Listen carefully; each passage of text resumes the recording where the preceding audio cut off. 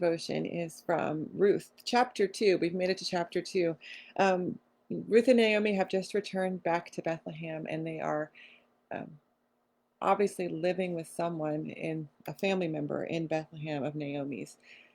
And now it's time for them to start figuring out life for themselves. This is chapter 2, verse 1. Now Naomi had a respected relative, a man of worth, through her husband from the family of Elimelech. His name was Boaz.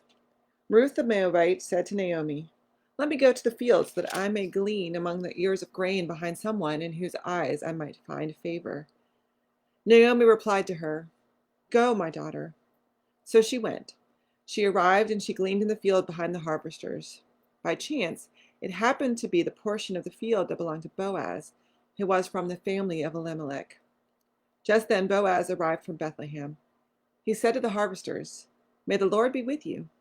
And they said to him, "May the Lord bless you." Now, Ruth and Naomi have to start figuring out how to care for themselves. And in those days, it was pretty common for women to be given the scraps, be given the last of the things. It's like the story we hear in the Gospels when Jesus and his friends are at table and the Syrophoenician woman comes up and asks for food, and Jesus says no, and she says even the dogs get crumbs from the table, and Jesus feeds her. It was traditional in their society that women were cared for by the men in their family, and if they couldn't, then they got whatever was left. And so Ruth and Naomi get the last of the harvest, the pieces of grain that nobody else thought was worth anything, the pieces of grain that fell to the floor that nobody bothered to pick up. And it was sustaining, life sustaining, but it was also really hard work. Can you imagine grinding that grain to make it worthwhile, to make it useful for a piece of bread? Those little pieces that are left over at the end of a harvest. It challenges us and reminds us that we are asked to give of the first fruits to God. That when we are giving to others, when we are thinking about our outreach and our mission and how we care for the least of these in our lives, we're asked to do that from the first fruits, not from the parts that's left over.